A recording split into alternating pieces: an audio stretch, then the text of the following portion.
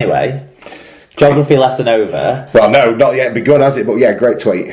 Also, like, I'm starting to think maybe he isn't a bus driver, but he's telling us this. So when we do go to Barcelona, get pissed off with him. He's gonna rob a bus. Get us on the Our Walk of Fun bus. Oh, God. I feel like it was some sort of fear and loathing in Las Vegas style night. Right, Mitchell Darts, he's a Leeds fan. He says, never doubted Supercoach McDermott or the team. The treble is back on track. McDermott's certainly confident, is he? Saying they can win or will win or whatever the grand final. So Cutthroat Jake, another Leeds man, says, well, that was a better result. Things looked up mid-game when Joel Moon moved to standoff. Jimmy Kindhorse moved to the centres and Liam Sutcliffe to the second row. I think Sutcliffe belongs in the pack, as he's not a great distributor of the ball. As for Cuthbertson and Parcell, their burgeoning relationship is the gift that keeps on giving. Yeah, Parcell's definitely settled into life well at Leeds, and I would agree that Kindhorse is probably better off in the centres than he is in the second row. Kindhorse, on the highlights reel, threw in a couple of really great runs in this game. Yeah. Must have been once he'd been switched to the centres. Okay. But I think he's...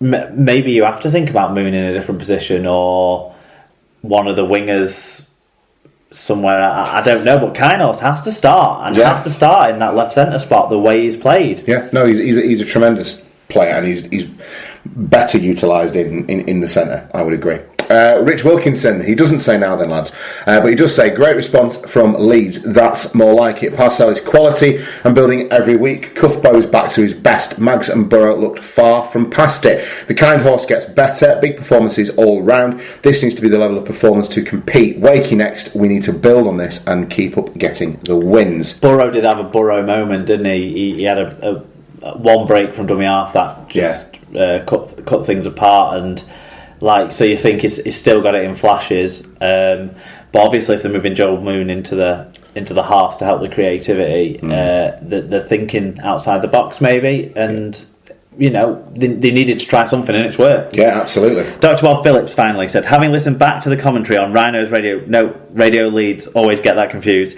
I realised the Twitter commentary was sadly lacking in detail. How on earth the Rhinos managed to win despite 18 minutes with men out in the sin bin can only be put down to Parcell, Cuthbo, Kindhorse and Sutcliffe all playing in a whole team, and possibly a big bung placed in the pockets of the Catalan players. Oh, far be it from them to take orders from bribes, Mark. Cuthbertson went in the sin bin, and who was the other?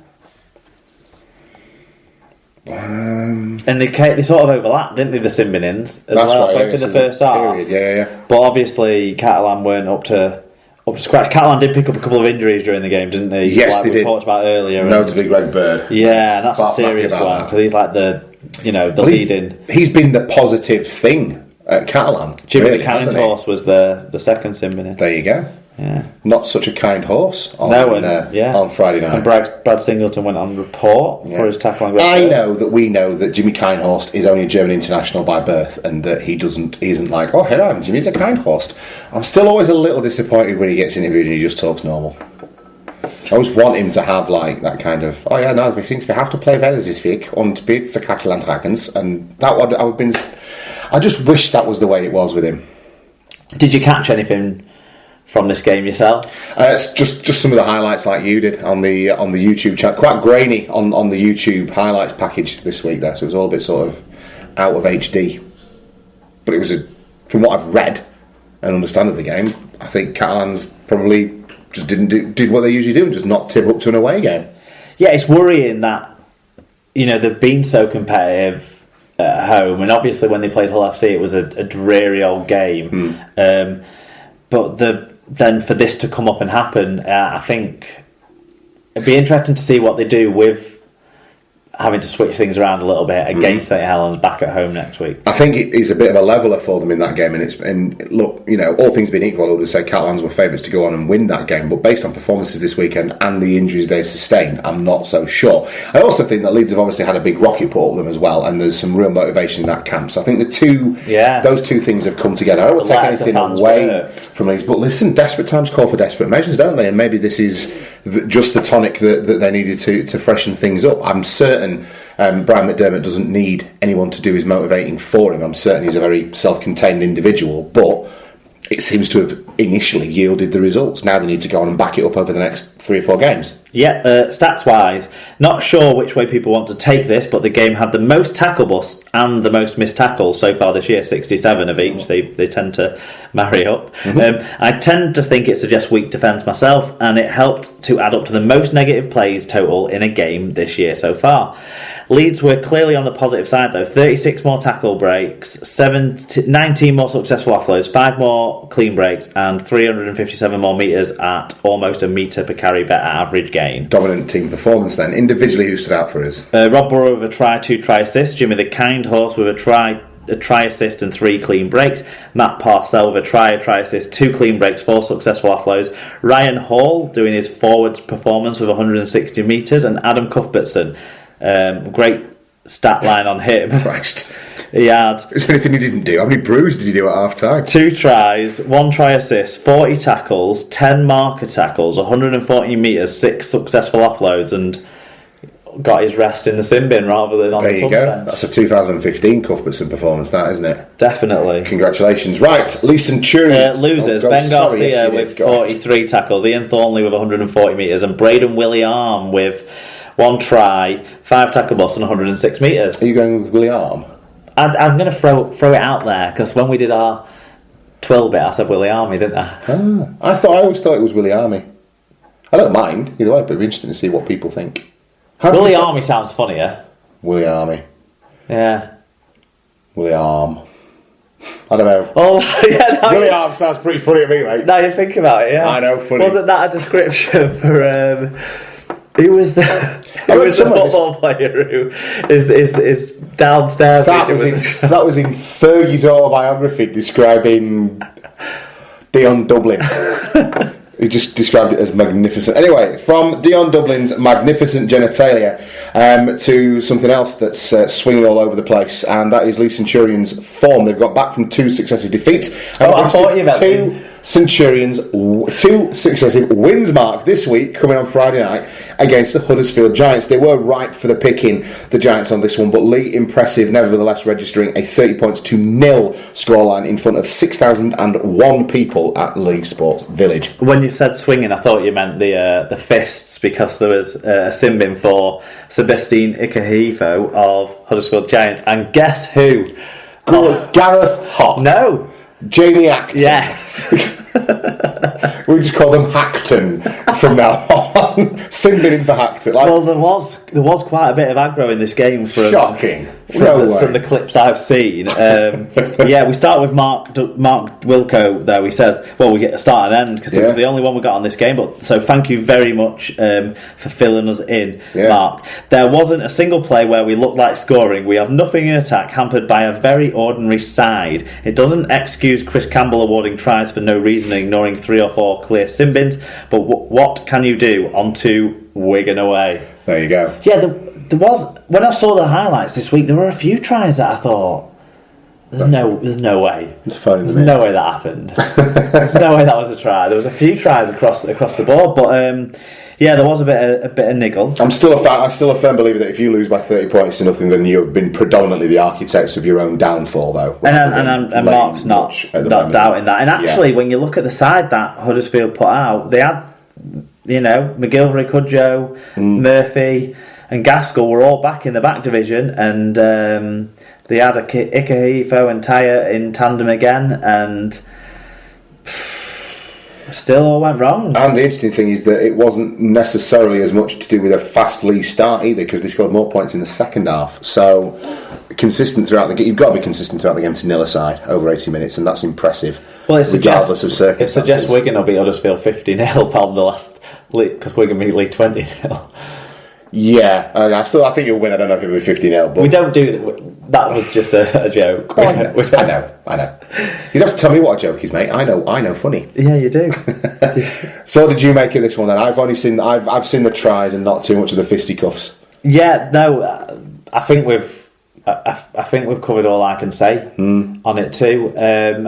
So, what did the stats tell us? Adam Hickson's try looked like a decent bit of play. Yes, yeah. There are patches of expansive, attractive rugby in that Lee Centurions outfit, along with the grit and not the dirtiness, but that biff that they. Well, that's what they were. A policy. That's what they were as a championship side. Yeah. Throw the ball around and throw the fists around, and it was like what they were for the last 2 years. And I think it's what they're going to stick with. Certainly the first year in Super League, because it's what brought them to the party, and it's going to be that. Well, perhaps we haven't got the quality that other teams around us have, but we'll match them with intensity, and we'll take our lumps in terms of the odd suspension and the odd sin binning here and there. And on the back of being an intimidating side to come and play in the pack, we'll try and do what we can do, when we get the ball out wide. And it'll pay off half the time. It's 5 games, 5 penalty count losses, I think, for Lee. So that underlines that point. Lee were on the wrong end of the penalty count yet again in this one, 12-10, and had a poor overall team tackle success. Right. That was 3.6% worse than their opponents. But they were able to overcome all this with better attacking play than the Giants. They made 5 fewer errors, 17 from the Giants. That's not going to win you any games. No. 5 more breaks at 6-1 on the clean break count, and 188 more metres at 0.9 metres per carry better average gain. There you go. Individually for them, Gareth Hock had 101 metres. Mickey Hyam threw in 2 try assists. He's been very creative since he came back into the side. Adam Higson with a try and 128 metres. Sam Hopkins with a try, 5 tackle loss, 111 metres. He would have been my third guess, by the way, Sam Hopkins. Just so you know. Who stood out for Huddersfield then? Well, I suppose you still... No, James Green would have been ahead of him, surely. And then you've got Elwar Pelissier to throw in there. And... hang on, are we doing Super League pod Lee Centurions full of dirty fuckers? Shocker! Is that the theme today? For the Huddersfield Giants, Cruz Leeming made 47 tackles and 13 marker tackles, but that's not what you necessarily want to see him doing. To do, yeah. Aaron Murphy 104 metres, Jermaine McGilvery 103 metres sneak into. So they are bland individual stats really that lead you to understand why Huddersfield didn't quite get on the score sheet. Through to Sunday afternoon then, and Wakefield Trinity ruined my weekend by spoiling my 6 out of 6 with a 24 points to 22 win over Salford. Impressive, winning it in the last gasp mark in front of 4,964 people. Actually, Ben Murdoch-Masilla ruined your weekend, but we'll get to the fan reviews first before we talk about the action. We start with Wakey White. He says, bit of a strange game. Wakey won the first half on the back of some vile discipline from Salford. Second half, Salford scored whenever they got near our line, but despite bad defence, we managed to limit these opportunities. Dobson and the wife beater had good games for Salford, but some good work by Wakey Bat and Williams did the business for Trin. There you go. Rainbowish got in touch. Not heard of this one before, so thank you for reaching out. He or she said, so disappointed, thought we'd won it at the end, but Murdoch-Masilla dropped it over the line. Sad we were forced to lick Wakefield's boots after such a tight game. It's like they were untouchable and made us feel them. Fantastic last couple of lines that I've never licked Wakefield's boots. Is a good. There you go. I like that. Sounds like something you get from an alternative movie from Germany. I'm expecting a Visit Wakefield poster with that on it. Come here and lick our boots. Yeah. Owen Hughes said, frustrating that. I love that Twitter feed, by the way. Visit Wakefield Twitter feed. Did you see the one? Hilarious. Did you see the one today? I've not looked on it for a couple of days. There was one today where it said, we love looking back at old photos. Here's a picture of the cathedral from 40 years ago or whatever, or 100 years ago or whatever, and here's a picture of it now. It's the same picture. Very good. Whoever does that is a very, very clever person. Yeah. I like that, because sometimes these parody accounts will sort of peak, have a moment, and then disappear pretty quickly. But he's consistently funny. Whoever does it, the guy or girl who's in charge of that is doing a very good job. Owen Hughes said, frustrating that I couldn't get to the game working, but listening on Radio Manchester sounded like we had a better attack and defence than Trent on the whole. Poor discipline, execution and goal kicking let us down, and dropping the ball over the line on the hooter. Gutted. Yeah. We are not far off this season, but if we continue to bottle all these close games, then it will be another tough middle eights campaign. And the Eat a Plastic Pie Twitter account. Another new one. Another newbie. Hello. Thanks for getting on board. Absolutely. So, tight game where both teams deserved something from it. As a Wakey fan, it was tough viewing. Both great in the opening 30. Wakey edged it in the last 10. Half-time coming perfect for Salford to regroup and rethink, and they blitzed the starting 25 minutes of the second half. Wakey have the ability but struggled to come out of the dressing room at half-time. Salford played really well and deserved a point at least. Well, they got more than that, and as we alluded to, much of it thanks to one Benjamin Murdoch. No, he's saying Salford deserved a point. So yes, of course. And I do have, take your point. and to be honest, I do have a feeling on the balance of the game. I listened to snippets of it on the radio. That a point might have been fair.